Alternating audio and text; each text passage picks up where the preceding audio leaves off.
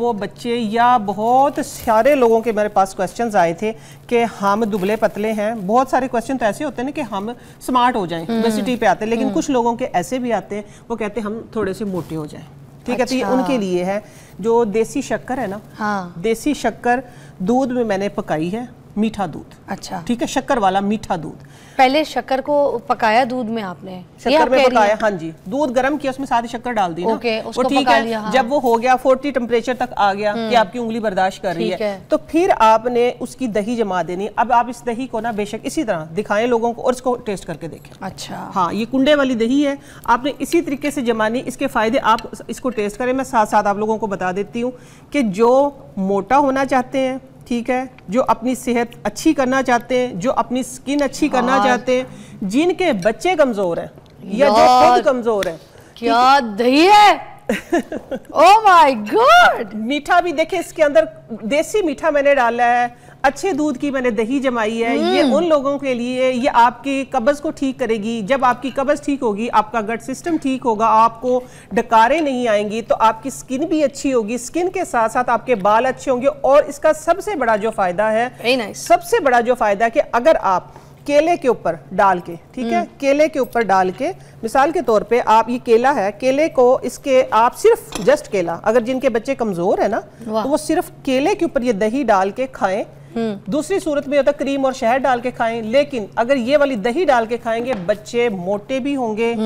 खास तौर पे जो बच्चे कमजोर होते हैं ना, पतले होते हैं, वो बच्चे मोटे भी होंगे। उनका टेस्ट डेवलप करें। या जो बंदे खुद कमजोर होते हैं, जो कहते हैं कि हमारे से उठ के चला नहीं जाता है, ठीक है, एक अजीब सी वीकनेस फील होती है, मैं कहती हूँ ये दही खाना शुरू कर दे, इंशाल्लाह देखते देखते आप लोगों में ऐसी एनर्जी आएगी। केले के साथ खाएंगे तो डबल हो जाएगा। ग्रोसरी कितनी अच्छी तरीके से मैं ट्रिक बता रही है नईमा जी, और कुछ चीज़ें जो मुझे अभी ब्रेक में दिखा रही थी, वो एक बार टेबल को देखिएगा, ये इधर टेबल पे क्लोज देखिए। ये जो शॉपर्स बनी है, नईमा जी कह रही थी कि इन शॉपर्स में अगर हम राशन लेकर आते हैं तो उसमें कोई शर्म की बात नहीं है। ज़रा बताइएगा इसके बारे में। हाँ, इसके बारे में मैं ये बताना चाहूँगी कि देखिए, जब हम जाते हैं किसी भी मार्ट में जाते हैं, किसी शॉपिंग मॉल में जाते हैं, वहाँ पे उन्होंने जो चीज़ें लगा के रखी है, तकरीबन वो आपकी जो होती हैं 100 ग्राम, आपको जरूरत है 50 ग्राम की। वहां पे आप गए हैं तो आपने वो पैकेट जितना बना है ना, आपने उतना ही उठाना है। दालें हैं, लेट से दालों की अगर मैं बात एग्जांपल दे रही हूँ मैं आपको एक, कि दाल आधा किलो से कम वहां पे नहीं होता, क्योंकि मैं भी गई हूँ, जगह जगह गई हूँ, देखा है कि आधा किलो या 1 किलो की पैकिंग होती। पाव की पैकिंग अभी तक किसी की नहीं है। अब मुझे जरूरत है 1 पाव की, ठीक है, आपने आधा किलो दाल उठा ली है, कि आपने वही दाल खानी या 1 किलो। मिसाल के तौर पर मेरे घर में वो सामने देखिए मसर रखे हुए हैं, मेरे बच्चे चावल मसर खाते हैं शौक से, तो मुझे पता है कि मसर मैंने 1 किलो ही लेने हैं। वहां से जहां से मैं ले रही हूँ ना, वहां पे मैं टैक्स भी पे कर रही हूँ। जो उन्होंने बड़े बड़े वो सजाए हुए हैं शॉप्स हमारे लिए सहूलत दी, तो उन्होंने अपने खर्चे भी तो वहीं से निकालने हैं ना। एसी जो चल रहे हैं, जो चल रहे हैं, जो आपको ट्रॉलियां दी हुई, स्टाफ के यूनिफॉर्म्स हैं, सब कुछ सारे खर्चे वहीं से निकाले। तो मैं जाके 1 किलो मैंने ले लिए मसर। अब जो मैंने दालें बनानी है, वहां से मैं ½ kg उठा लेती हूँ मूंग की दाल। वो तो पूरे महीने में नहीं ना पकनी। अब मुझे जरूरत है 1 महीने में 2 दफा दाल पकती, 3 दफा पकती। आप करियाना स्टोर पे जाके 100 रुपए की दाल भी मांगेंगे ना, तो आपको 100 की भी देगा। 50 की मांगे, वो 50 की भी देगा। आपने लिए था 100 की? हाँ, 100 की, 50 की। ये देखिए लिस्ट है मेरे पास। हाँ। मैंने मिर्चें जो ली है मैं आपको दिखा देती हूँ। ये मैं आप लोगों को खास तौर ये देखें, ये पैकेट में ये पाव दाल है, ठीक है। अच्छा। हाँ, ये आध पाव दाल है।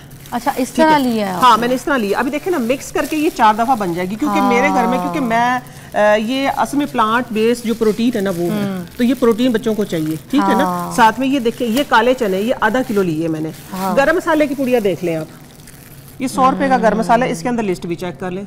मिक्स गरम मसाला ले आप अच्छी शॉप से, जो आपको तसल्ली है कि भाई हाँ ये इसकी साफ सुथरा मसाला है, उधर से ले। ये सौंफ है, ये इस छोटा सा पैकेट आप इसका देख लें, ये 100 रुपए की इलायची है। देखिए वहां पे जाते हैं हम, इलायची 200 से 225 से 220 का मैंने देखा था। हाँ, उसके अंदर थी भी कितनी, 22-23 इलायचियां थी। ये देखे ना, मैंने ये ली है 100 रुपए की इलायची। जीरा इतना महंगा हो रहा है। जीरा इतना महंगा, क्योंकि जीरा देखे ना, मेरे घर में जीरा जो है वो थोड़ा सा ज्यादा इस्तेमाल होता है, तो जीरा इसलिए मैं थोड़ा सा ज्यादा लेती हूँ, क्योंकि मैं अपनी प्रोडक्ट में भी यूज करती हूँ और डिफरेंट जगह पे। और फिर साथ में ये साबुत धनिया मैं दिखाऊं, साबुत धनिया का मैंने पैकेट लिया। आप यकीन माने उसके अंदर कितना होगा, 30 ग्राम धनिया होगा, और वो था तकरीबन 85 का पैकेट। अच्छा। और ये 100 रुपए का धनिया है।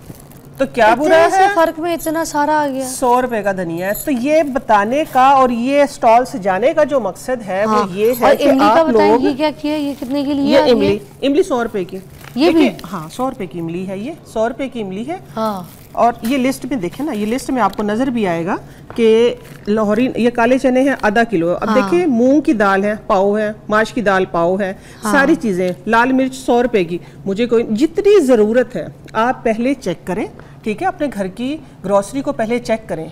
मैं सिर्फ उनकी बात कर रही हूँ कि जो मिडल तबका है, जो कि 70% अपना बजट जो है वो आउट कर देते हैं, तो आप उसमें अच्छा खासा सेव करके अपने घर की और चीज़ों की जो अपने आप की ज़रूरियात हैं, बच्चों के आजकल स्कूलों के खर्चे इतने हैं, आजकल जिनका एक कमाने वाला है वो तो देखिए डेली वेजेस भी जो है वो तो डेली खरीद लाते हैं चीजें, लेकिन जिन्होंने एक टाइम पे खरीदना है वो ज्यादा से ज्यादा 10 से 12 हज़ार में नहीं जी, देखिए घरों में आप जाएं लोगों की तो चीज़ों में सुसरियाँ पड़ रही हैं। आटा हाँ जी वक्त फिर उसमें मिकदार में रखेंगे, हाँ। सुसरियाँ, बरसात का मौसम था, चावल में बदबू आ गई लोगों के, ठीक है, ये सब कुछ, ये क्योंकि मैंने खुद भी एक्सपीरियंस किया 20 बरसात, तो वो सुसरी भी आई आटे के अंदर और चावल में भी बदबू आई, तो मुझे भी एक्सपीरियंस हुआ। मैंने कहा इतना ज्यादा नहीं मंगवाना चाहिए, हाँ। खराब हुआ ना वो, खराब हुआ। तो मैं लोगों को मैं यही बात बता रही हूँ। सुसरियाँ तो ऐसे कि घर में फैल गई, सोफों तक गुजर गई, सोफों तक। अभी देखें ये कपड़े के सोफे उसमें घुस गई जाके। ये देखें मेरे पास, अब मिसाल के तौर पे ये पैकेट है ना, जो वो पैकेट होते हैं बड़े वाले बने हुए जो हम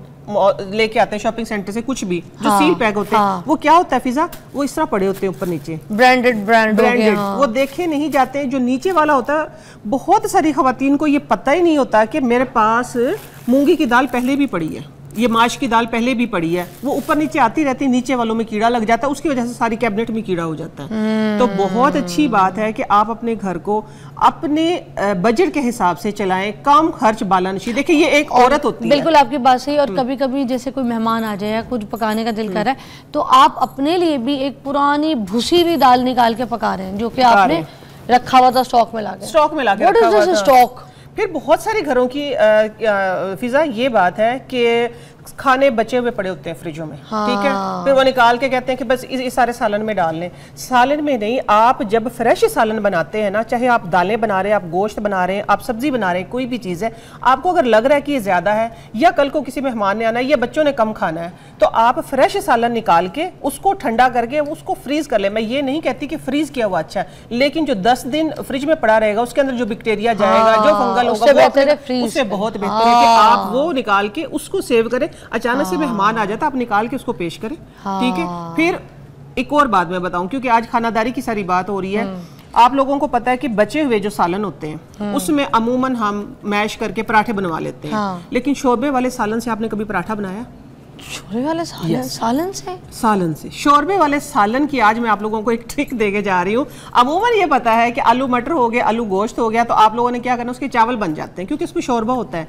लेकिन आज के बाद आप आलू मटर है, चाहे आलू गोश्त है और चाहे दालें, पतला सालन बचा हुआ है, आपने उसके अंदर ये करना है, टमाटर प्याज मिर्च धनिया ये काट के उसी शोरबे के अंदर, और इतना आटा डालें कि पानी की जरूरत ना, वो आटा गूंदे मैश करके, हाँ जी। आप फिर उसके पराठे बना के देखिएगा, मैं कहती हूँ कि ऐसे फ्लफी, ऐसे मजेदार पराठे कि आप उंगलियां चाटते रह जाएंगे।